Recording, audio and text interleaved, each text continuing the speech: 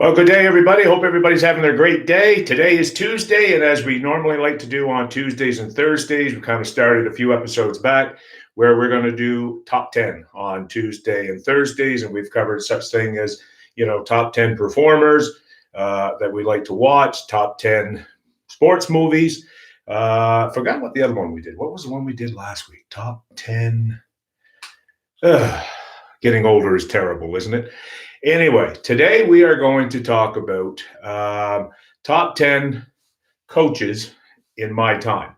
And again, one thing about top 10, these things are all objective to what people feel they are. Even if you needed to get right down to an argument of so-called experts who determine the top 10 of something, it's still debatable. And that's the great thing about sports, is that we can debate what we feel is the top 10. So for me, I want to talk about the top 10 coaches in my lifetime. It's kind of hard for me to pick coaches, just like anything, from prior eras.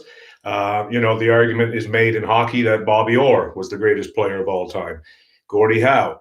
I never got a chance to really watch those guys. I didn't see a game, actually, of Bobby Orr. I think one game of Orr that I can recall with any kind of vividness as a kid. You have George Halas in football, Vince Lombardi in football, Red Auerbach in basketball, Toe Blake in hockey. Wasn't around to watch any of these teams. You only have, what you read about and the numbers that are there. So these are eye-tested.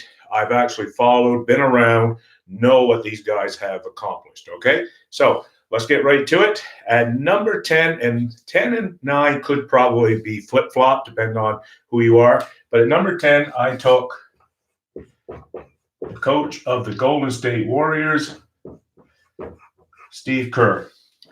5 straight NBA final appearances, 3 world championships.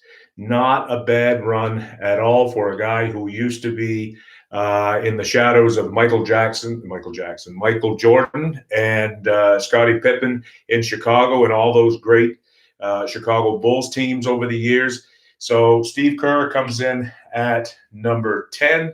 Like I said, he could flip-flop with this next guy, and some people are going to kind of chuckle at this one, but I think he deserves to be in here because it's not easy to take any team to – oh, not Bill. Sorry about that. Marv. Duke's got to work on his penmanship. Anyway, turn this over this way. There we go. Marv Levy, coach of the Buffalo Bills. Now, say what you want. The Bills were 0-4, right, in all those Super Bowls. Never won one, other than the first one losing on, missed field goal by the Buffalo kicker in the first one against the Giants. 4 straight Super Bowls is not easy to do. And actually, I don't know. I would have to look it up. 4 straight Super Bowls. He might be the only guy that's done that to get them there, even though they're all losses. But nonetheless, to be able to get your team to the championship game 4 years in a row, and seeing as it is a one-game thing, it's not a series like hockey and baseball and basketball. It's one game, and anything can happen in one game, as we know. Unfortunately, if you're a Buffalo Bills fan or a player at that time, that organization, it didn't work out for you on any of that. But nonetheless, I think Marv Levy deserves that. And also, we had a little bit of fun run there in the late 70s for the Montreal Alouettes when they won a Grey Cup against the vaunted Edmonton Eskimos. At number 3, I decided to go with Glenn Sather. Obviously, the coach of the Dynasty Oilers of the 1980s in the National Hockey League, won 4 for 4 in Stanley Cup appearances. He's along with a few others who were 4 for 4 that's on the list. But Glenn Sather, you know what? I remember that first year that they played the Islanders. They got beat by the Islanders. And from there on, it seems like they really learned their lesson and became one of, arguably, some people call maybe the greatest team in the history of the NHL. Again, that is a debatable topic, but that is what gets said, in circles, especially in the hockey circles.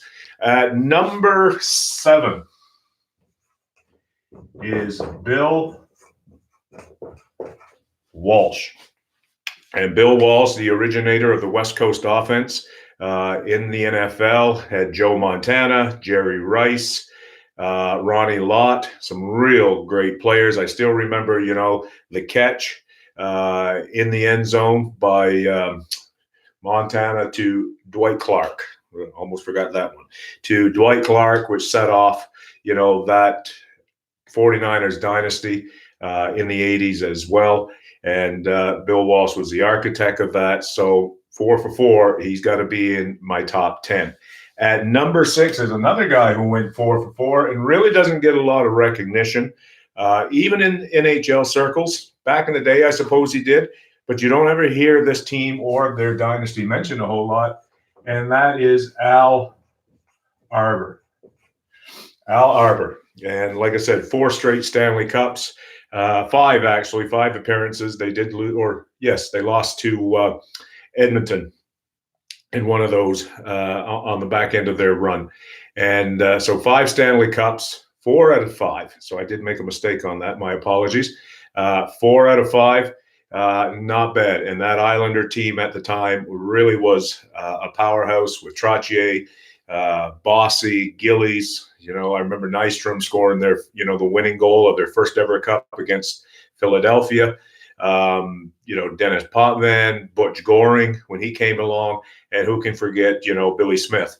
And, started with Chico Resch, but Smith quickly took over, and Billy Smith goes down as one of the real bad guys of the NHL over the time. And you know what? Especially that opportunity where he had to take his stick and take a swipe at Gretzky kind of entrenched him as, one of the all-time villains. That's the word I'm looking for. All-time villains of the NHL. So Al Arbour comes in at number 6. Number 5, and here's where we really start to narrow things down, is Pat Riley. And aside from this guy here and the next guy could be interchangeable in ways. There is even an argument that, Riley could be in the top 3. Depends on your love of sport, what you like, maybe different from what I like. But Pat Riley, 9 NBA finals that I could research, and found that he won 5 of them with the Los Angeles Lakers and with the Miami Heat. So Pat Riley, one of the all-time great coaches of the NBA, definitely was a winner. And by being in 9 of them, clearly shows that, he knew his stuff as a basketball coach. Number 4, and again, keep in mind, these are people that I have watched their teams and seen them coach over the years. Number 4 is Joe Torre. And, one of the things that's common about all these guys is that being coaches of championship teams, dynasty type teams, as we can see all of these coaches pretty much coach, is being able to handle the character of these players, the personalities, and things like that. And Joe Torre did a great job with the New York Yankees. Great job dealing with George Steinbrenner as an owner. Joe was just very relaxed. He's had an assassin's type mentality. Never said the wrong thing. Always kept things in perspective. And he had quite a run with the Yankees when he was there from 95 to, was it 96? Might have been 95, 96. And till 2004, 2005, I think, before they let him go and stuff. So a lot of division championships for the Yankees, 3 World Series in a row, which I believe puts a team in dynasty discussion, of course, and appearing in a few other World Series, losing to the Diamondbacks, losing also to the Marlins. So Joe Torre comes in at number 4. Now we start getting into where the next 3 could be very interchangeable depending on who you are and your sport and what you think. But here's how I see it. At number 3, and some people are going to be surprised with this, is Bill Belichick. Now, Bill might move up if we do this in another few years, right? I'm talking about currently, right now, who are the top 10 that I've seen. And right now, Belichick takes number 3. He has no equal in terms of football mind. in the history of the National Football League. Not even Bill Walsh, I don't think, rivals Bill. You also, you got to realize that Bill was part of 2 Super Bowl championships with the New York Giants under Bill Parcells, who could make the argument of being maybe 9-10, possibility for the tuna. But anyway, Belichick, 8 Super Bowls, 6 championships, looking at a possible 9 and 7 this coming year. The thing that reasoning I use Bill out of this right now is that the other 2 did it with different teams. Bill has only done it with the New England Patriots. And that always comes back to the argument, is it Bill in the system or is it Tom the quarterback? Is it the quarterback that makes that run or is it Bill? So there's that argument. Or is it Kraft? Has it been Robert Kraft who's been able to hold things together for close to 20 years? So that's why I kind of don't have Bill in the top 2. Now, should and when Tom Brady decides to retire and Bill keeps going, and Bill could win another Super Bowl, maybe 2, right? I mean, he's up there, he's starting to get there in age, but he doesn't show no signs of slowing down. If Bill can win somewhere else, definitely he would move himself up into the top 2. The next 2 are really tough. And I think the reason I just went the way I did is just based on sheer numbers and the winning percentage. Number 2, Scotty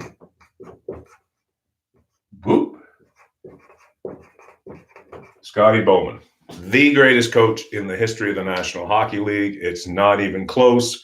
13 Stanley Cup appearances, and some of these can be corrected on the appearances. I did my best to go through Wikipedia and get my facts straight because I've been questioned lately on being factual. So Dukester's making the effort. Doesn't mean he won't make mistakes, but I'm making the effort. 13 Stanley Cup finals, 9 championships. Amazing run. And Scotty just, there's a book that's coming out about him that Ken Dryden has recently written, coming out in October. I look very forward to reading that because I think it definitely is, because I was a Montreal Canadiens fan back in the 70s, 80s, 90s, that it would be a worthwhile watch. And, he also coached one of the greatest NHL teams of all time, 76 to 1980 Montreal Canadiens, maybe in some people's mind, the greatest NHL dynasty of all time. But again, dynasties have arguments to be made as well, right? And that takes us to number 1. And again, it's based off just pure numbers, would be Phil Jackson. Scotty did it in Montreal, he did it in Pittsburgh, and he did it in Chicago, okay, or Detroit, excuse me, as a coach. Went on to be an executive with the Chicago Blackhawks. So, I mean, he actually has another few Stanley Cups in terms of being part of the team. But in terms of coaching, Bowman, then Phil Jackson. And if I'm correct on my numbers, another guy, 13 final appearances in the NBA and 11 NBA championships. And he did that with the Chicago Bulls, getting 6 of those there. And then another 5 with, where was he? LA, Chicago. Yes. Geez, Duke. Rough day. Last day of work today. Been on a 7-day grind, so a little bit tired. So please excuse me. But Chicago and the Lakers. One might argue that with Jackson, he just, in basketball is kind of unfair because you have this thing of players kind of stacking themselves. The big 3 has been for a bit in the NBA. And so if you happen to be a coach on one of those teams, people would make the argument, well, that's just the way it is. And he's going to be there. Nonetheless, 13 times to the NBA final, that's remarkable in anybody's book, anybody's league. You can't dispute it. 11 times winning it, giving him, to my knowledge, one of the highest winning percentages in active coach or in coaching in that. Now, like I say, Arbour or Walsh was 4 for 4. Say they're 4 for 4. So actually that's 1,000% winning percentage. But I'm talking about guys who have been doing it for a while. And Phil Jackson definitely suits that. So that's my top 10. Kerr, Levy, Sather, Walsh, Arbour. Riley, Torre, Belichick, Bowman, and Phil Jackson. So feel free to make your choices in the comments. Would love to hear what your top 10 is. Thank you so much for tuning in today. If you come across this channel by mistake, by all means, please hit the subscribe button, because it's you guys, the subscribers, the followers, that make all these YouTube channels important. And here at the Sunday Night Sports Guys, or while I'm doing Duke's Daily, it's your guys' opinion, your folks' opinion about what you have to say on these topics in sports that really make this all worthwhile. And we appreciate everybody's opinion. Sometimes we're going to agree, sometimes we're not going to agree, same and vice versa, right? So we appreciate that. And that's it for today for the top 10. Hope everybody enjoyed it. Have yourselves a great and wonderful day, and we will catch you again tomorrow on the Duke's Daily. Bye for now.